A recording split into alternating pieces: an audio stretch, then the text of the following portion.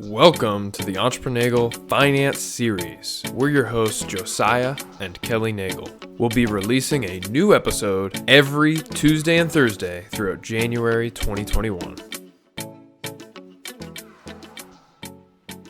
Welcome back to the Entrepreneurial Finance Series. We're here at episode 7, almost to the end of this, what I think is an exciting series. Today we're going to talk about giving. Start us out, Kelly. Well, why not start with the why? Why give? It's like that 3-year-old. Why? Why? Why should you give? But mom, why? Well, first we'd like to start by saying it's important because it shows gratitude for what you have and you can give to others what you have. With that, you should consider giving in not only your abundance, but also in your lacking. So when you have an abundance of whatever it may be, including money, you tend to freely give in that way. But if you're lacking, including in money, you should also consider giving in that way, whatever it may be. thinking of specific reasons that your average American gives, I thought of kind of 4 big ones. The first one, and the one that's biggest for us, is for religious reasons. We give to our church. We give to other similar ministries. We have some interesting statistics to talk about a little bit later regarding that. Another one is for tax benefits. The U.S. government gives different benefits for giving, whether it's from a corporate standpoint or a personal standpoint. I think that is one reason that a decent number of people give that might not otherwise. Another is to support causes you believe in. Maybe you came from a place of being less fortunate financially or whatever it might be, and because of your hard work or because of someone's philanthropic endeavors, they've helped you get to where you are today. And so you now are giving back in that way. I think the last one is some people give in order to leave a legacy. They want to be remembered in a certain way, and giving is a great way to do that. You see that with people's names all over different buildings. Right. Whether it's a library or a bridge or even in smaller ways. There's a lot of ways that you can give to get your name put on a little brick in the walkway of your high school or your college or whatever other... In your city, something along those lines. Yeah, whatever else means something to you, and you want your legacy to be connected to that group or structure or whatever. I think regardless of your reason to give, I think that it should be from the heart and not in a way of coercion from someone else or in order to draw attention to yourself or for some selfish gain. I think that goes against the concept of a gift. Here's an example from my personal life, and you might disagree. Anyone who's been in the military or is in the military, you might have come across a similar situation. There's a yearly goal or competition, I would say, among units to give money towards different funds. And I think in general it's a great idea, great practice, and those funds go towards great things. I don't have a problem with that. I think where the coercion comes in is kind of interesting.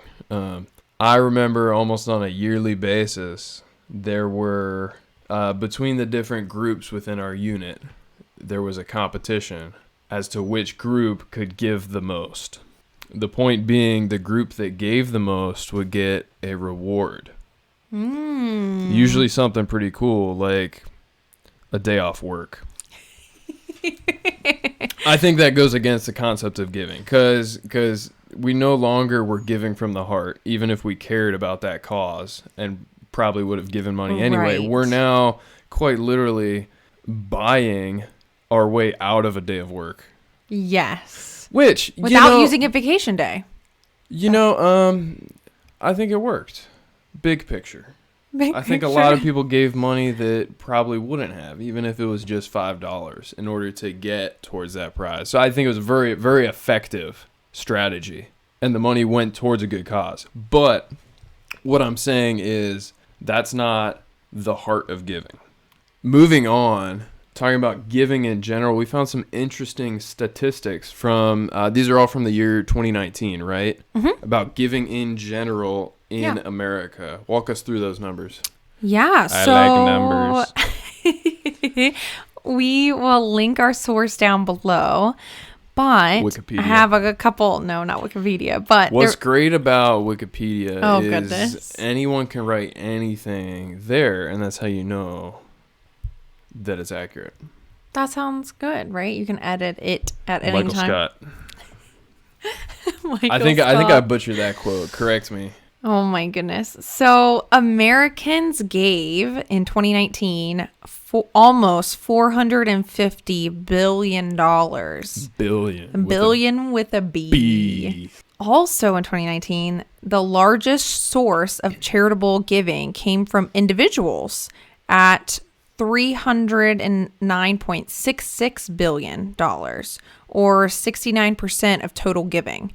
So of that almost $450 billion given, 309 billion of it was 2/3. Okay. Yeah, was from individuals. So the majority of charitable dollars went to religion at 29%, education at 14%, human services at 12%, grant-making foundations at 12%, and health, in general health, 9%. Pretty interesting. The reasoning why behind people give something and where their dollars go to. Absolutely. Yeah. So transitioning from that, you might be watching or listening and going, yo, I don't got any money. Next slide. Next episode. Keep listening. Big picture. Giving isn't just about money. And I would say giving is better if it's not just about money. Yes. You can give money, yes. And money is very important. You can also give time. Let's talk about how can you give time? Well, an easy go-to one is volunteering, right? So you would go to a specific organization, certain nonprofit, anything like that, and you could offer your time to them, whether that be man a certain table, organize something in their closet or in the like room that they're working in. That's a go-to one typically. Or obviously if you're at a food kitchen, serve food, make food, something along those lines. That's a pretty big, quick one. But there's a lot of other ways you can serve your time. So there's lots of different ways that you can volunteer and give time in a official sign your name on the sheet kind of way. But there's lots of other ways. Maybe you're involved in a church or some sort of hobby community group or the neighborhood watch, or maybe you just pick up some trash while you're walking. Yeah. That right there is a real simple way of serving with your time to better the community, better whatever it is you care about. Some official sign your name up volunteer kind of stuff. Think about what you're interested in and what you care about. Maybe it's animals. There's animal shelters everywhere. Everywhere. And you can go volunteer your time, hang out with some cats or whatever it is you like. You can volunteer your time and help that group by giving your time. What else? You can give your things as well. That's another way to give. Most people think of dropping off your old stuff at the thrift store instead of throwing it out. When you give your things to a thrift store, they sell those things and take the profits from it to help whatever their cause is. Or you can give your things to those that are needy in a less official way. Maybe you know someone that just moved to the area and doesn't have the money to buy a nice winter jacket. It's a great example for us in Alaska. A lot of people move from out of state, and it costs a lot to move here. And there's a lot of stuff you might not think about that you need, especially in the winter time, that can really add up cost-wise. So giving someone a nice winter jacket that maybe doesn't fit you or you don't really like the style can really mean a lot and help them in their current state of life. Most definitely. Last thing on our list is food. That's another great one. Thinking more about helping the homeless and less fortunate community, there's many soup kitchens, food pantries, and other organizations of that type. I know here in our area, I think one of the really neat things that the local food pantry ministries do is the Thanksgiving event. Yes. That you've helped out with a little bit, right? Yeah. 1 or 2 years? Yeah, that was really fun. Talk about what they did. Yeah, so they had, they could come through, people who needed Thanksgiving meals, who were less fortunate and weren't able to prepare, like didn't have the money or funds to buy their own Thanksgiving dinner. They could come through and they got a shopping cart and they could walk through the aisle that like we had created, and it had everything you could think of. They got a whole turkey. If they wanted a certain type of side, they could grab it. The potatoes, the X, Y, and Z canned goods. There was a ton of options. They didn't have all the fixings. Right? All the fixings. But they didn't have to take everything. There was no like force like, okay, well, you have to take the potatoes or something. It was just whatever they needed or whatever they liked in general, they could take. So it was great. It was fun. We really enjoyed it. There were lots of ways to give for that event. Lots of people throughout the community dropped off the various foods, and then lots of people gave their time to organize and help give them out. That's a great example. So it doesn't have to be money in the traditional sense of giving. Even a simple cooked meal to a neighbor, giving something like that, who's in need, who's maybe struggling right now to make their own food, or maybe they're by themselves and lonely. That's a great way to serve somebody else and give of your time and of your other resources than to just like throw money at something, which giving money is great and we want to encourage that, but you don't always just have to give money. Yeah, absolutely. So how to give, we kind of touched on this earlier, with a grateful heart. And I think my example was, I think a lot of people had a grateful heart in that example in the military, but it was maybe for ulterior motives. Exactly. Than from, the thing. Next, anonymously is a great way to give. Here's a biblical example that I think kind of plays out that idea. This is from Matthew chapter 6, and Jesus is speaking to a crowd of listeners, and he says, "Thus, when you give to the needy, sound no trumpet before you, as the hypocrites do in the synagogues and in the streets, that they may be praised by others. Truly, I say to you, they have received their reward. But when you give to the needy, do not let your left hand know what your right hand is doing, so that your giving may be in secret, and your Father who sees in secret will reward you." So what that's getting at, that doesn't mean the only right way to give is anonymously, but it's getting at the heart of the matter again. What is your motive in giving? Is it because you care about helping that person, that group, that project, whatever it might be? Or is it because you want something out of it? Whether it's a day off of work, whether it's praise and recognition from others, whether it's to get your name on a building to leave a legacy. That's something to really, really consider when you're thinking about giving. With that, I would urge you to consider giving in your abundance and in your non-abundance. I don't know if that's a word. What's the... Hey, thesaurus? I'm just kidding. What's the opposite of abundance? I guess I don't know. Help me out. So don't just wait until you have more in order to give. And here's why I think it's important to not do that. It all comes down to habits.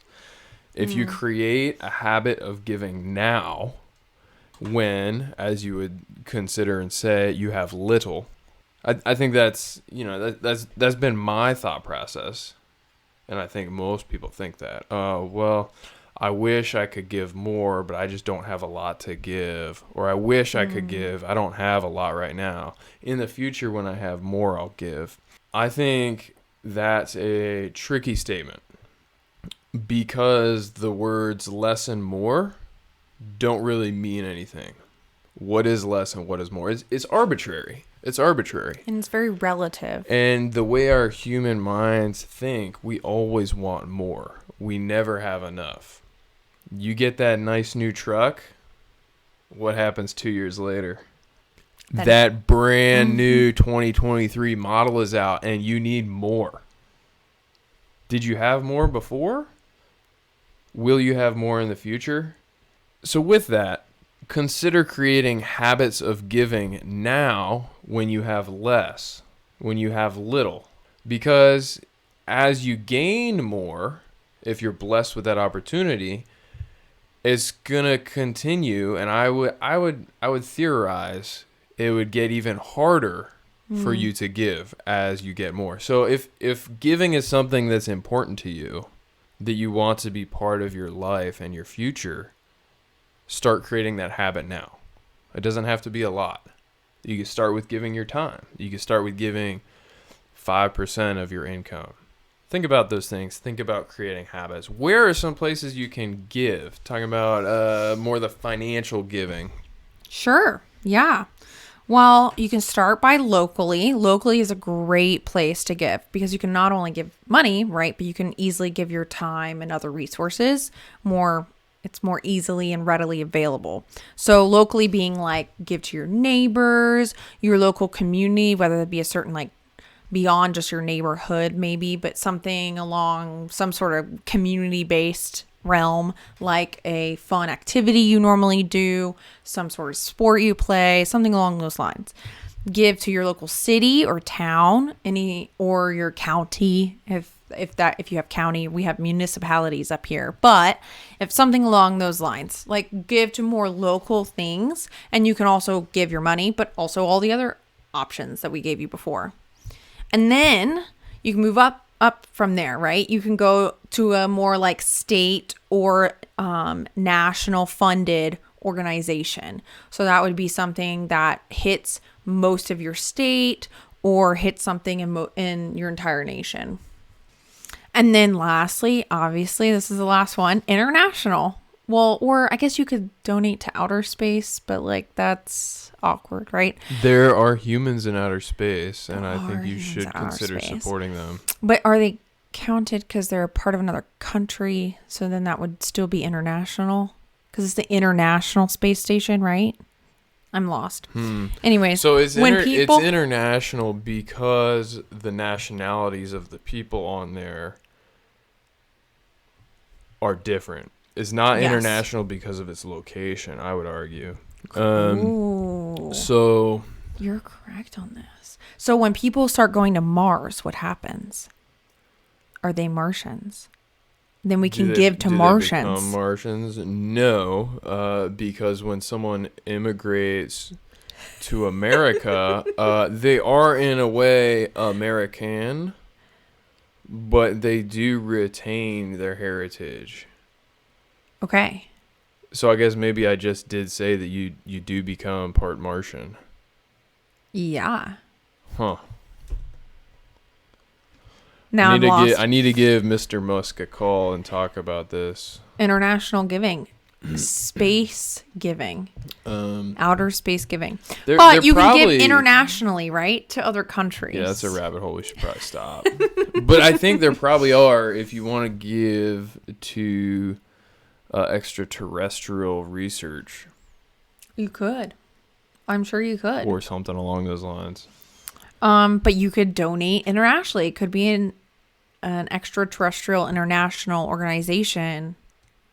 We're doing another rabbit hole. You lost me there. But yeah, so, missionaries. There's a lot of global organizations, Red Cross, humanitarian is the big one that comes to mind. Right. When there's a bad earthquake or tsunami somewhere that just decimates a place. Organizations like the Red Cross and others, they go in and help. So that's a way to give and affect communities way outside your grasp that you may never visit or see. So even still within the state, national, and international organizations, I'm sure there are other ways besides money that you can still offer your time, but it obviously might be harder to give in other resources because you're not able to like bake bread and send it internationally as easily or something along those lines. Yuck. I don't know if it'd make it. Space bread. Ugh.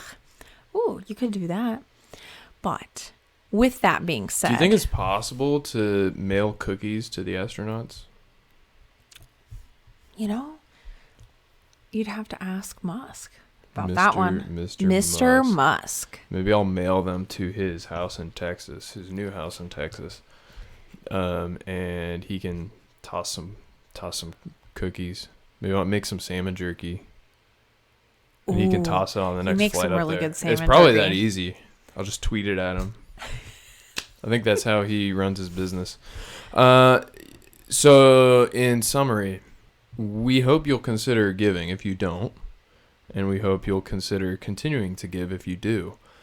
And hopefully all the different things we've kind of hit on throughout this episode get you thinking about ways to give, even if it's not financially, or why giving can be a good thing. Mm-hmm. Anything else? No. No, I think that's it. That's it. You summarized that's it great. Well, next episode 8, the final episode of this iteration The finance series. of the finance series. Did I just hint at a sequel? Da, da, da. I don't know, honestly. Maybe.